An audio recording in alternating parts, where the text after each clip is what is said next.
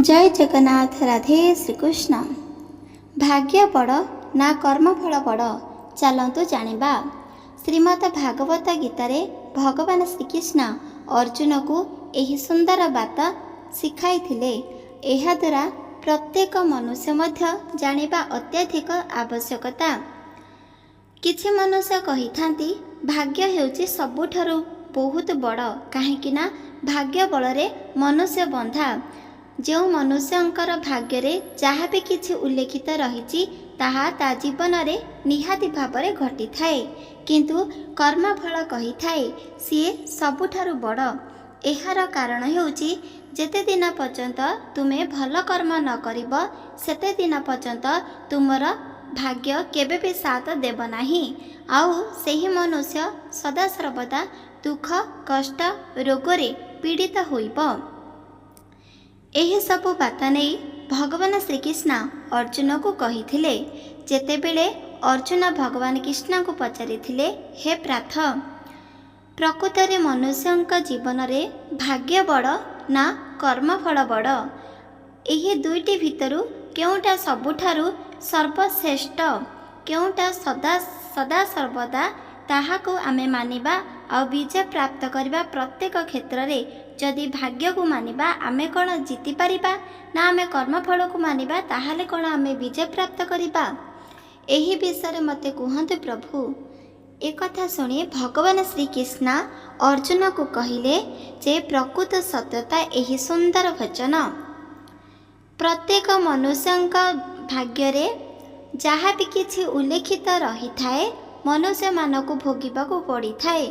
ता साथिरे भल कुकर्म फल मध्य करिबाकू मध्य पड़ी थाए। एबे जानी रख, शास्त्र रे उल्लेखित रही एही सुंदर, जो मनुष्य एही सुंदर तथ्य निज कर्णरे श्रवण करिब ता भाग्य रे जेते मध्य दुख कष्ट रोग थाउ ना काहीकि सबु किछु को मो निज हस्तरे लिभाई देबी। भागवत हेउची सबुठारु श्रेष्ठ, काहीकि ना प्रत्येक दिन जे कोनोसी मनुष्य महिला बा पुरुष माने प्रत्येक दिन देवी देवता को पूजा आराधना करुछंती। जो देवी देवता को तुमे प्राप्त करिबा पई उपवास व्रत पूजा विधि प्रत्येक नियम को पालन करि आसुछंती, जेतिकी पुण्य प्राप्त मिली थाए। जदि कौनसी व्यक्ति शास्त्र को सत्य मानिब, शास्त्र को केवल सम्मान देव, ताहाले ताठारु अधिक पुण्य प्राप्त मिली थाए। भागवत गीता प्रकृत रे ब्रह्मा विष्णु आउ महेश्वर।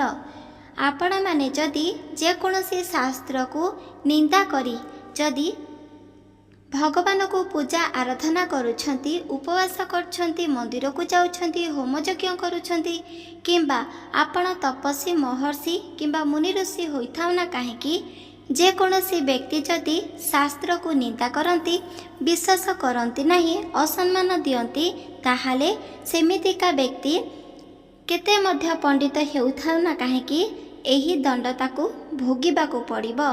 सेथिपाई जानी रखंतु, भागवत को सत्य मानतु, सम्मान दियंतु। एमिति करिबा द्वारा आपणकर मुंड उपरे सदा सर्वदा भगवानकर हस्त थिबो। आशीर्वाद तुल्य आपणकु प्रत्येक क्षेत्र रे प्राप्त होई पारिबो। सेथिपाई किछि क्षण जदि एही दिन भितरे आपणकु समय मिलुची, भागवत ग्रंथ को निहाती भावरे मोबाइल द्वारा श्रवण करंतु। जदि आपण गीता को पढ़ी पारु नाहांती ताहाले मध्य श्रवण करंतु, काहेकि ना श्रवण करिबा द्वारा ठीक सेतिकी पुण्य प्राप्त मिली थाए। चलंतु सम्मान देई सेही सुंदर तथ्य आमे श्रवण करि परिबा। गोटिए दिन भाग्य कहूची मो सबुठारु बड़। जो मनुष्य जन्म ग्रहण करुची ता पूर्वरु ता भाग्य को सहित सीए जन्मित हेउची। कर्म कहिबाकू लागिला मु मध्य भाग्य ठारू अत्याधिक बड़, सबुठारु ज्येष्ठ भ्राता। काहेकि ना जेतेबेले मनुष्य माने एही पृथ्वी को आसुछंती बा जन्म हेउछंती, ସେହି ସମୟଠାରୁ ମୁଁ ତାଙ୍କ ପାଖରେ ରହିଥାଏ। କେବଳ ଗୋଟିଏ ଜନ୍ମ ପାଇଁ ନୁହେଁ, ବରଂ 700 ବର୍ଷର ଜନ୍ମ ପର୍ଯ୍ୟନ୍ତ ମୁଁ ତାଙ୍କ ପାଖରେ ରହିଥାଏ। ସେଥିପାଇଁ ମୁଁ ସର୍ବଶ୍ରେଷ୍ଠ। ଭାଗ୍ୟ ଏହି କଥା ଶୁଣି ଆଶ୍ଚର୍ଯ୍ୟ ହୋଇଗଲା ଆଉ ମନେ ମନେ ବିଚାର କରିବାକୁ ଲାଗିଲା। ସବୁଠାରୁ ବଡ଼ ତ ପ୍ରକୃତରେ ମୁଁ ହେଉଛି। ଯେକୌଣସି ମନୁଷ୍ୟଙ୍କ ଭାଗ୍ୟରେ ଯଦି କୌଣସି ସୁଖ ସମୃଦ୍ଧି ଧନ ନାହିଁ, ତାହେଲେ ତାକୁ କେତେ ମଧ୍ୟ ଭଲ କର୍ମ ଅର୍ଜନ କଲେ ମଧ୍ୟ କୌଣସି ଧନ ସମ୍ପତ୍ତି ମାନ ସମ୍ମାନ ମଧ୍ୟ ମିଳିନଥାଏ। ଏହିସବୁ ଭାବିଲେ ଆଉ ଦୁଇ ଜଣ ଭିତରେ ଅତ୍ୟଧିକ କ୍ରୋଧିତ ହେଲେ, ଝଗଡ଼ା ମଧ୍ୟ କରିବାକୁ ଆରମ୍ଭ କରିଲେ। ଦୁଇ ଜଣ ବିଚାର କରି ଭଗବାନ ଶ୍ରୀକୃଷ୍ଣଙ୍କ ପାଖକୁ ଯିବେ ଆଉ ଏହାର ସତ୍ୟତା ମଧ୍ୟ ଜାଣିବା ପାଇଁ ସ୍ୱର୍ଗ ଲୋକକୁ ଚାଲିଗଲେ। ସ୍ୱର୍ଗ ଲୋକକୁ ଯାଇ ଭଗବାନ ଶ୍ରୀକୃଷ୍ଣଙ୍କୁ ଏହି ସୁନ୍ଦର ବଚନଟିଏ ପଚାରିବେ ବୋଲି ଭାବିଲେ। ବୈକୁଣ୍ଠପୁରରେ ଭଗବାନ ଶ୍ରୀହରି ଶୟନ କରିଥିଲେ। ଭାଗ୍ୟ ଆଉ କର୍ମଫଳ ଯାଇ ସେଠାରେ ପହଞ୍ଚିଗଲେ। ଭାଗ୍ୟ ଭଗବାନ ଶ୍ରୀହରିଙ୍କୁ ଦେଖିବା ମାତ୍ରେ ପ୍ରଣାମ କରିବାକୁ ଲାଗିଲେ। ଭଗବାନ ତାଙ୍କୁ ଦେଖିବା ମାତ୍ରେ ଜାଣିପାରିଲେ କେଉଁ ପ୍ରଶ୍ନ ନେଇ କେଉଁ ସମସ୍ୟା ନେଇ ମୋ ପାଖକୁ ଗତି କରିଛନ୍ତି। ସେହି ସମୟରେ ଭଗବାନ ଶ୍ରୀହରି କହିଲେ, ତୁମେ ଯେଉଁ ପ୍ରଶ୍ନକୁ ମୋ ପାଖକୁ ଆଣିଛ, ଏହାର ଉତ୍ତର ମଧ୍ୟ ମୋ ପାଖରେ ଜ୍ଞାତ ନାହିଁ। ଯଦି ତୁମେ ଚାହୁଁଛ ତୁମର ଏହି ସଠିକ୍ ପ୍ରଶ୍ନର ଉତ୍ତର ଜଣାପଡ଼ୁ, ତାହେଲେ ମହର୍ଷି ନାରଦକୁ ଏଠାକୁ ଡାକିବାକୁ ପଡ଼ିବ। ମହର୍ଷି ନାରଦ, ଯିଏ ପ୍ରତି କ୍ଷେତ୍ରରେ ନାରାୟଣ ନାରାୟଣ ନାମକୁ ଜପ କରିଥାନ୍ତି। ମହର୍ଷି ନାରଦ ପ୍ରତ୍ୟେକ ଜ୍ଞାନର ଏକ ଅଧିକାରୀ ହୋଇଥାନ୍ତି। ସର୍ବଶ୍ରେଷ୍ଠ ଜ୍ଞାନୀ ମଧ୍ୟ ଶାସ୍ତ୍ର କହେ। ମହର୍ଷି ନାରଦକୁ ଭଗବାନ ଶ୍ରୀକୃଷ୍ଣ ବା ଦେବୀ ଦେବତା ଯଦି କିଛି ନିୟମକୁ ସମ୍ପୂର୍ଣ୍ଣ ଭାବରେ ଭାଙ୍ଗିବାକୁ ଚାହିଁବେ ବା ନୂତନ ନିୟମକୁ ପ୍ରସ୍ତୁତ କରିବେ ଭାବିବେ, ତାହେଲେ କେବଳ ସର୍ବପ୍ରଥମେ ମହର୍ଷି ନାରଦକୁ ଡାକିଥାନ୍ତି ନିଜ ପାଖକୁ। ତାପରେ ଏହାର ନିୟମ ମଧ୍ୟ ବାହାର କରିଥାନ୍ତି। ଠିକ୍ ସେପରି ଆଜି ଆମେ ଏହି କଥା ମଧ୍ୟ ଜାଣିପାରିବା। ଭଗବାନ ଶ୍ରୀକୃଷ୍ଣଙ୍କର ବଚନ ଶୁଣି ସାଙ୍ଗେ ସାଙ୍ଗେ ମହର୍ଷି ନାରଦ ଆସି ପହଞ୍ଚିଗଲେ। ସେହି ସମୟରେ ଭାଗ୍ୟ କହୁଛି, ହେ ମହର୍ଷି ନାରଦ, ମୁଁ ହେଉଛି ସବୁଠାରୁ ବଡ଼। କର୍ମ ମଧ୍ୟ କହୁଛି, ମୁଁ ହେଉଛି ତୋ ଠାରୁ ବଡ଼। ଏମିତି କହି ଦୁଇ ଜଣ ଭିତରେ ଝଗଡ଼ା କରିବା ଆରମ୍ଭ କରିଲେ। ସେଠାରେ ଥିଲେ ମହର୍ଷି ନାରଦ। ମହର୍ଷି ନାରଦ ଭାଗ୍ୟ ଆଉ କର୍ମଫଳକୁ ବୁଝାଇବାକୁ ଲାଗିଲେ।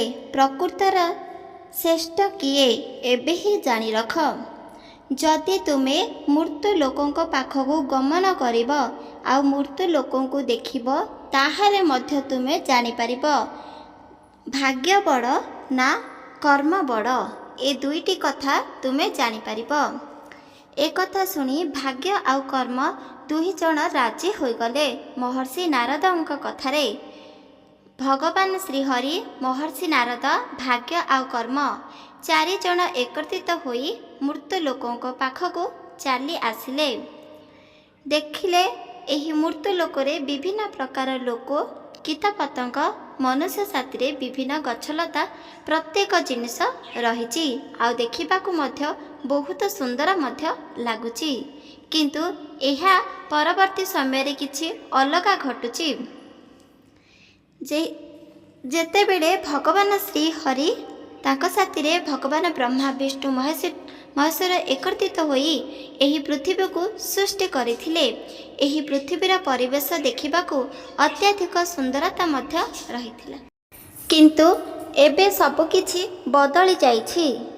ଯେତେବେଳେ ଭଗବାନ ସୃଷ୍ଟି କରିଥିଲେ ଏହି ପୃଥିବୀକୁ, ବହୁତ ସୁନ୍ଦର ଥିବା ସଙ୍ଗେ ସଙ୍ଗେ ସ୍ନେହ, ଭଲ ପାଇବା, ମମତା ସବୁକିଛି ପରିପୂର୍ଣ୍ଣ ରହିଥିଲା। ଯେକୌଣସି ମନୁଷ୍ୟଙ୍କର ମନରେ ଏମିତି ନଥିଲା ହିଂସା, ଗର୍ବ, ମୋହ, ଅହଙ୍କାର ବିଲକୁଲ ବି ନଥିଲା। ଜଣେ ଅନ୍ୟ ଜଣକୁ ଦେଖିବା ମାତ୍ରେ ବହୁତ ଖୁସି, ଆନନ୍ଦ ହୋଇଯାଉଥିଲା। एमिति भाବରେ ଏହି ସୁନ୍ଦର ପରିବେଶ ସୃଷ୍ଟି ହୋଇଥିଲା। ଧୀରେ ଧୀରେ କରି ଏହି ପରିବେଶ ବଦଳିବାକୁ ଲାଗିଲା। ତା ସାଥିରେ ମନୁଷ୍ୟମାନେ ମଧ୍ୟ ବଦଳିଗଲେ। ସମସ୍ତେ ଏକ ପରିବାର ବୋଲି ଭାବୁଥିଲେ। ଗୋଟିଏ ଗ୍ରାମ ନୁହଁ, ଗୋଟିଏ ପରିବାର ଭାବୁଥିଲେ। ଅଲଗା ଅଲଗା ମନୁଷ୍ୟ କି କାହାର ସନ୍ତାନ କି କାହାର ବାପା ମା ଭାବୁନଥିଲେ। ସମସ୍ତେ ଆମ ବାପା ମା, ସମସ୍ତେ ଆମ ସନ୍ତାନ ଭାବୁଥିଲେ। ଜଣେ ଯଦି ଭୋକିଲା ଅଛି, ଆଉ ଜଣଙ୍କର ପେଟକୁ ଗୋଟିଏ ଦାନା ମଧ୍ୟ ଯାଇନଥାଏ, ଆଉ ସେହି ଭୋକିଲା ଲୋକ ସାଥିରେ ଏକତ୍ରିତ ହୋଇ ଭୋଜନ କରୁଥିଲେ। ସମସ୍ତଙ୍କ ସୁଖରେ ସାଥ ଦେଉଥିଲେ, ଆଉ ଦୁଃଖରେ ମଧ୍ୟ ସାଥ ଦେଉଥିଲେ। ଚେଷ୍ଟା କରୁଥିଲେ ସମସ୍ତଙ୍କର ଦୁଃଖକୁ ନିଜେ ଛଡ଼ାଇ ଆଣିବା ପାଇଁ। କିନ୍ତୁ ଏହି ସବୁ ସୁନ୍ଦର ପରିବେଶ ଧୀରେ ଧୀରେ କରି ସମ୍ପୂର୍ଣ୍ଣ ଭାବରେ ଲିଭିଗଲା। ଆଉ ଏବେ ଜଣେ ଅନ୍ୟ ଜଣକୁ ଦେଖିବା ମାତ୍ରେ ଘୃଣା, କ୍ରୋଧ, ଅହଙ୍କାରରେ ଭରିପୂର୍ଣ୍ଣ ଯାଉଛି। ଯେମିତି ଗୋଟିଏ ବାପା ମା ମଧ୍ୟ ସନ୍ତାନକୁ ବହୁତ ଭଲ ପାଇଲେ ମଧ୍ୟ ସେହି ସନ୍ତାନଟିଏ ବାପା ମାକୁ ଘୃଣା କରିବାକୁ ଲାଗୁଛି। ଏହିସବୁ ଦୃଶ୍ୟ ଦେଖି ମହର୍ଷି ନାରଦ ଭାଗ୍ୟକୁ ଦେଖିଲେ, ଆଉ ପଚାରିବାକୁ ଲାଗିଲେ, ଏବେ କହ ଭାଗ୍ୟ, ଏହି ବୁଢ଼ା ବାପା ମାର ସାହାରା କିଏ? ତା ଭାଗ୍ୟରେ କ'ଣ ଲେଖାଯାଇଛି, ଯିଏକି ତାଙ୍କ କୋଳରେ ଏକ ପୁତ୍ର ସନ୍ତାନଟିଏ ଜନ୍ମ ହେବ। ଯେତେବେଳେ ସେହି ସନ୍ତାନ ଯୁବ ଅବସ୍ଥାକୁ ଚାଲିଯିବ, ତାର ବାପା ମାକୁ ସମ୍ପୂର୍ଣ୍ଣ କଷ୍ଟ ଯନ୍ତ୍ରଣା ଦେବ, ଆଉ ତାକୁ ପୋଷିବା ବଦଳରେ ରାସ୍ତାରେ କାଢ଼ିଦେବ। ଭାଗ୍ୟ ଏହିସବୁ ଦୃଶ୍ୟ ଦେଖିଲା, ଆଉ ନୀରବ ରହିଗଲା। କୌଣସି ବଚନ ମଧ୍ୟ କହିପାରିଲା ନାହିଁ। ତାପରେ କର୍ମଫଳକୁ ମଧ୍ୟ ଦେଖିବାକୁ ଲାଗିଲେ। ମହର୍ଷି ନାରଦ କର୍ମକୁ ପଚାରିଲେ, ତାହେଲେ କର୍ମଫଳ ଏବେ ତୁମେ ମଧ୍ୟ କୁହ। ଯିଏ ଏହି ବାପା ମାର କର୍ମଫଳ ଏଇଆ ହିଁ ଉଲ୍ଲେଖିତ ଥିଲା। ତା ଭାଗ୍ୟ, ତା କର୍ମଫଳ, ସେ ସବୁ କିଛିକୁ ଏକତ୍ରିତ କରି ତାର ସନ୍ତାନକୁ ମଜବୁତ କରି ନ ଖାଇ ନ ପିଇ ସନ୍ତାନକୁ ବଡ଼ କରିଲା, ଆଉ ଶେଷରେ ସନ୍ତାନ ତାକୁ ଧୋକା ଦେଲା, ତାକୁ ରାସ୍ତା କଡ଼ରେ କାଢ଼ି ଫିଙ୍ଗିଦେଲା। ଏଇଟା କ'ଣ ତାର କର୍ମଫଳ? କର୍ମ ମଧ୍ୟ ଏହିସବୁ ଦୃଶ୍ୟ ଦେଖି ତାର ମୁଖରେ ମଧ୍ୟ କୌଣସି ବଚନ ବାହାରିଲା ନାହିଁ। ଦୁଇ ଜଣ ଭିତରେ ଅନ୍ୟକୁ ଦେଖିଲେ, ଆଉ ମନେ ମନେ ଚିନ୍ତା କରିଲେ, ସତରେ କ'ଣ ପରିବେଶ ବଦଳି ଯାଇଛି? ତା ସାଥିରେ ମନୁଷ୍ୟମାନେ ମଧ୍ୟ ବଦଳି ଯାଇଛି। ସେହି ସମୟରେ ଭଗବାନ ଶ୍ରୀକୃଷ୍ଣ କହୁଛନ୍ତି ଏହି ସୁନ୍ଦର ବଚନ, ସତ୍ୟ ଯୁଗଠାରୁ କେଉଁ ଯୁଗ ସବୁଠାରୁ ଶ୍ରେଷ୍ଠ? ଭାଗ୍ୟ ତୁମକୁ ଜଣା ନା କର୍ମ ତୁମକୁ ଜଣା? ଚାରୋଟି ଯୁଗ ଭିତରୁ ସମସ୍ତେ କହିଥାନ୍ତି ସତ୍ୟଯୁଗ, ଦ୍ୱାପର ଯୁଗ, ତ୍ରେତୟା ଯୁଗ ସବୁଠାରୁ ଶ୍ରେଷ୍ଠ ଯୁଗ। କାହିଁକି ନା ଏହି ଯୁଗ ମଧ୍ୟରେ ଭଗବାନ ବିଭିନ୍ନ ରୂପକୁ ନେଇ ଜନ୍ମ ହୋଇଥାନ୍ତି, ଆଉ ପାପୀକୁ ମଧ୍ୟ ବିନାଶ କରିଥାନ୍ତି। କୌଣସି ମନୁଷ୍ୟ ନାହାନ୍ତି ତାଙ୍କ ଜୀବନରେ ଦୁଃଖ କଷ୍ଟ ବିଲକୁଲ ବି ନାହିଁ। ସ୍ୱର୍ଗରେ ପ୍ରତ୍ୟେକ ବ୍ୟକ୍ତି ଖୁସି ଆନନ୍ଦରେ ପ୍ରତ୍ୟେକ କ୍ଷଣ ରହୁଛନ୍ତି। ତାଙ୍କ ଜୀବନରେ କୌଣସି ଦୁଃଖ କଷ୍ଟ ନାହିଁ।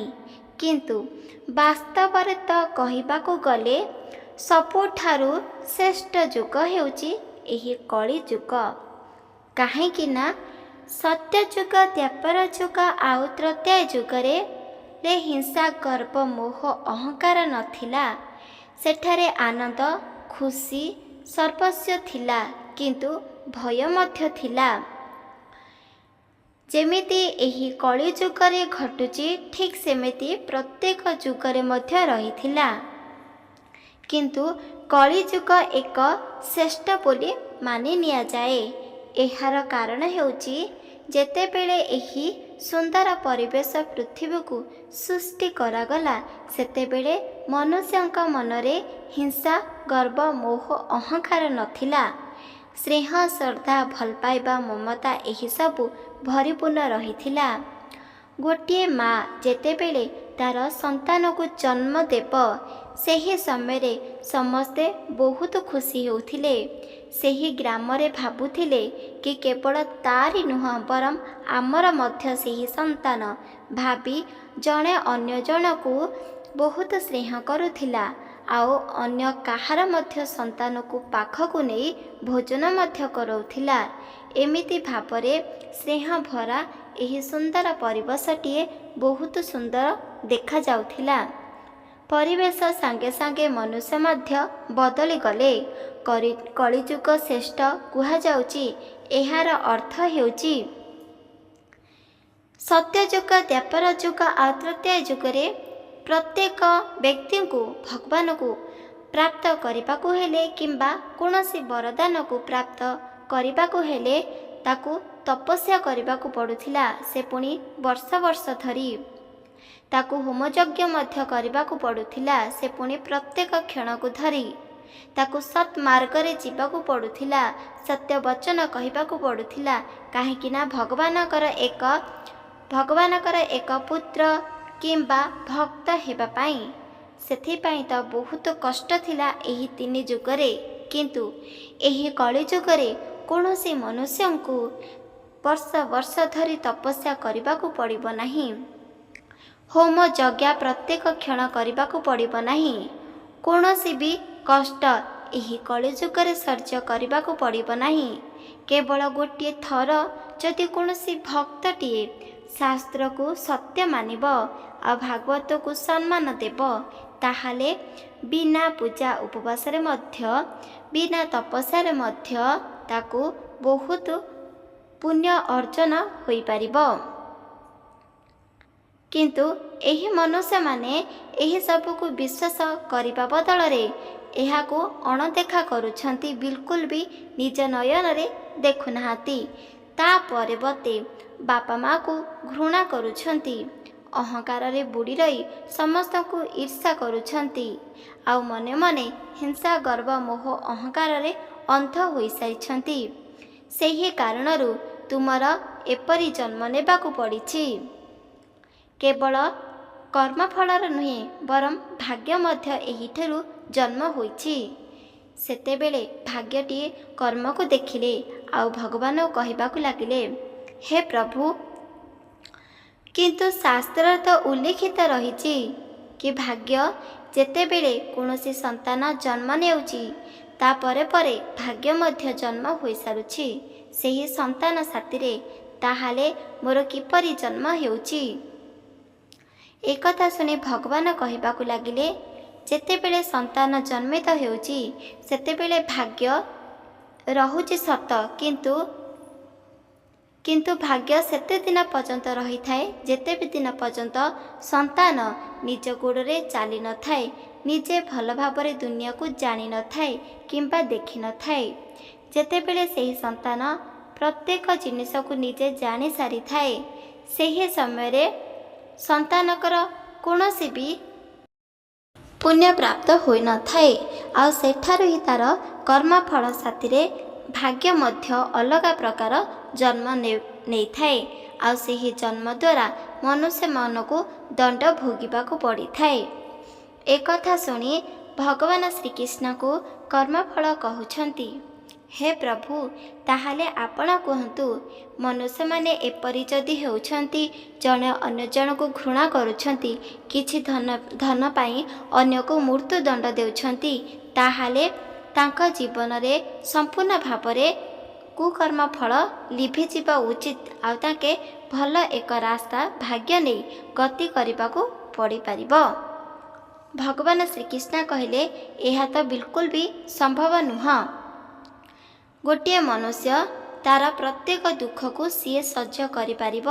ସେଥିପାଇଁ ମନେ ରଖ। କର୍ମ କହିବାକୁ ଲାଗିଲେ, ତାହେଲେ ଶ୍ରେଷ୍ଠ ଭାଗ୍ୟ ନା ଶ୍ରେଷ୍ଠ କର୍ମଫଳ? ପ୍ରକୃତରେ ମନୁଷ୍ୟଙ୍କ ଜୀବନରେ କୌଣସି ବି ଶ୍ରେଷ୍ଠ ନଥାଏ। ସେହି ସମୟରେ ମହର୍ଷି ନାରଦ ବୁଝାଇବାକୁ ଲାଗିଲେ କର୍ମଫଳକୁ ଆଉ ଭାଗ୍ୟକୁ ମଧ୍ୟ କହିବାକୁ ଲାଗିଲେ ତାଙ୍କ ଜୀବନରେ ଘଟିଥିବା ପ୍ରତ୍ୟେକ ଘଟଣା। ଯେମିତି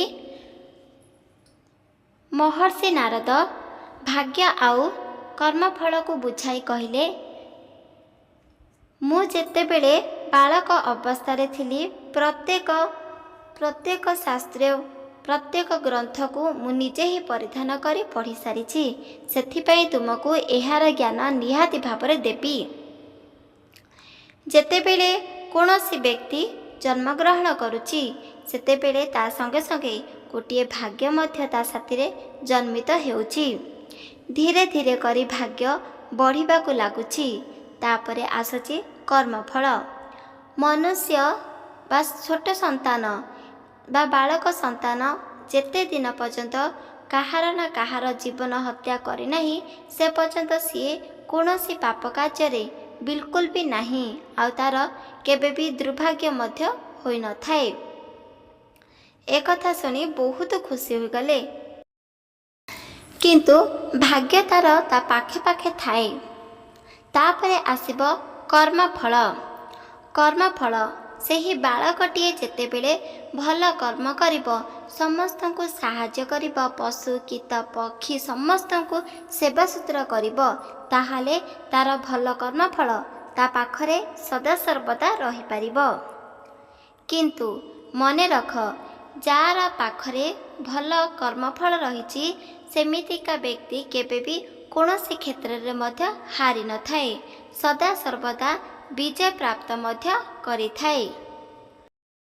କର୍ମଫଳ କହିବାକୁ ଲାଗିଲେ ତାହେଲେ ମୁଁ ହେଉଛି ସର୍ବଶ୍ରେଷ୍ଠ, ଭାଗ୍ୟ କିଛି ବି କହିଲେ ନାହିଁ। ସେ ଭିତରୁ ଭଗବାନ କୃଷ୍ଣ କହିଲେ ଭାଗ୍ୟର ମଧ୍ୟ ବହୁତ ସାଥ ରହିଥାଏ। ଯାହାର ଜୀବନରେ କୌଣସି ଭାଗ୍ୟ ନଥାଏ ସେ କୌଣସି ବି ଜିନିଷ ପ୍ରାପ୍ତ କରିନଥାଏ।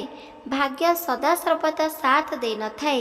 ଯେତେବେଳେ ଭାଗ୍ୟ ସାଥ ଦେଉଛି ସେତେବେଳେ ତୁମେ ଗୋଟିଏ କଥା ମନେ ରଖିବ, ଯଦି ସୁଖ ଅଛି ତାହେଲେ ଦୁଃଖ ମଧ୍ୟ ରହିବ। ଏକଥା ଶୁଣି କର୍ମଫଳ କହିବାକୁ ଲାଗିଲେ ମୁଁ ମଧ୍ୟ ଶ୍ରେଷ୍ଠ ଅଟେ। ଭାଗ୍ୟ କହିଲେ ମୁଁ ଶ୍ରେଷ୍ଠ ଅଟେ। ଭଗବାନ କୃଷ୍ଣ ସବୁଦିନ ପାଇଁ କହିବାକୁ ଗଲେ ପ୍ରକୃତରେ ଶ୍ରେଷ୍ଠ କିଏ, ସବୁଠାରୁ ଶ୍ରେଷ୍ଠ କିଏ ଜାଣି ରଖ। ଯଦି ଗୋଟିଏ ମନୁଷ୍ୟ ତା ଜୀବନରେ ଗରିବ ହୋଇ ଜନ୍ମଗ୍ରହଣ କରିଛି ତାହେଲେ ସେ ପ୍ରତ୍ୟେକ କ୍ଷଣ କିଛି ନା କିଛି କାର୍ଯ୍ୟ ବା କାମ କରୁଛି। ସେହି ଗରିବ ସନ୍ତାନ ଯାହାର ବାପା ମା କୌଣସି ଅଧିକରୁ ଅଧିକ ଭୋଜନ ବା ଖାଦ୍ୟ ସେବନ କରୁନାହାନ୍ତି, ନିଜ ସନ୍ତାନଙ୍କ ପାଇଁ ପ୍ରତ୍ୟେକ ଜିନିଷ ରଖୁଛନ୍ତି, ସେହି ସନ୍ତାନଙ୍କ ଭାଗ୍ୟରେ କୌଣସି ଧନ ରୋଜଗାର କରିବାର ସକ୍ଷମ ନଥିଲା। ସିଏ କେତେ ମଧ୍ୟ ଚେଷ୍ଟା କରୁଥିଲା ଧନ ରୋଜଗାର କରିବା ପାଇଁ, କିନ୍ତୁ କୌଣସି କ୍ଷେତ୍ରରେ ମଧ୍ୟ ଧନ ରୋଜଗାର କରିପାରୁନଥିଲା। ତା ଭାଗ୍ୟରେ ଥିଲା ତା ଜୀବନରେ ସିଏ କେବେ ବି ଧନ ରୋଜଗାର କରିପାରିବ ନାହିଁ। ଗୋଟିଏ ସନ୍ତାନ ବୁଢ଼ା ବାପା ମା କୌଣସି ବି ରାସ୍ତା ନାହିଁ ଧନ ସମ୍ପତ୍ତି ଆସିବା ପାଇଁ କିମ୍ବା କୌଣସି ଭୋଜନ ମଧ୍ୟ ଆଣିବା ପାଇଁ। ସନ୍ତାନଟିଏ ପ୍ରତ୍ୟେକ ଦୃଶ୍ୟ ନିଜ ନୟନରେ ଦେଖୁଥିଲା, ଭାଗ୍ୟରେ ନଥିଲା ସତ୍ତ୍ୱେ ସିଏ ପୁଣି ଥରେ ଏକ ଦୃଢ଼ ଦୃଷ୍ଟି ରଖି ଯେକୌଣସି କାର୍ଯ୍ୟ ଆରମ୍ଭ କରିବାକୁ ଗଲା। ଆଉ ସେହି କାର୍ଯ୍ୟରେ ବହୁତ ପରିଶ୍ରମ ମଧ୍ୟ ଥିଲା, କିନ୍ତୁ ହାରୁନଥିଲା। ପ୍ରତ୍ୟେକ କ୍ଷେତ୍ରରେ ତା ବାପା ମାଆର ନିଜର ମୁଖ ତା ଆଗକୁ ଚାଲି ଆସୁଥିଲା, ଆଉ ସେହି ସବୁକୁ ନିଜ ମୁଣ୍ଡରେ ରଖି ପ୍ରତ୍ୟେକ କାର୍ଯ୍ୟ ସଫଳତାର ସହିତ କରିବା ପାଇଁ ବାହାରି ପଡ଼ିଲା। ଦେଖୁ ଦେଖୁ କିଛି ଦିନରୁ କିଛି ମାସ ଭିତରେ ସମ୍ପୂର୍ଣ୍ଣ ଭାବରେ ସିଏ ପରିବର୍ତ୍ତନ ହୋଇଯାଇଛି। ଯେଉଁ ସନ୍ତାନଙ୍କର ଭାଗ୍ୟରେ କୌଣସି ଧନ ସମ୍ପତ୍ତି ଉଲ୍ଲେଖିତ ନଥିଲା, ଯେଉଁ ସନ୍ତାନଙ୍କ ଜୀବନରେ ଖାଇବା ପାଇଁ କିମ୍ବା ଖଣ୍ଡେ ପିନ୍ଧିବା ପାଇଁ ବସ୍ତ୍ର ନଥିଲା କିମ୍ବା ଖାଦ୍ୟ ନଥିଲା, ସେହି ସନ୍ତାନ ପାଖରେ ଆଜି ପ୍ରତ୍ୟେକ ଜିନିଷ ତା ପାଖରେ ରହିଛି। ତା ସାଙ୍ଗେ ସାଙ୍ଗେ ସନ୍ତାନଟିଏ ସମସ୍ତଙ୍କୁ ସାହାଯ୍ୟ ମଧ୍ୟ କରୁଛି। ଦେଖିଲ ତ, ଭାଗ୍ୟ ଥିଲା ସତେ କିନ୍ତୁ କର୍ମ ବଦଳାଇ ଦେଲା। ସେଥିପାଇଁ କୁହାଯାଉଛି ମନୁଷ୍ୟ ଯେମିତି ପ୍ରତ୍ୟେକ ଦିନ କିଛି ନା କିଛି ଆହାର ଖାଇବ, ଯଦି କୌଣସି କ୍ଷେତ୍ରରେ ଜଳପାନ ନ କରିବ ତାହେଲେ ତାର ମୃତ୍ୟୁ ଘଟିବ। ଠିକ୍ ସେପରି ଯଦି ମନୁଷ୍ୟକୁ କେବଳ ଜଳ ହିଁ ଆହାର ବା ପାନ କରିବା ପାଇଁ ମିଳିବ, ଭୋଜନ ଆହାର କରିବା ପାଇଁ ମିଳିପାରିବ ନାହିଁ, ତାହେଲେ ମଧ୍ୟ ବହୁତ କଷ୍ଟ ହୋଇଥାଏ। ସେଥିପାଇଁ ଜାଣି ରଖ, ଭାଗ୍ୟରେ ଥିବା ପ୍ରତ୍ୟେକ ଜିନିଷ କର୍ମ ସବୁକିଛି ବଦଳାଇ ଦିଏ।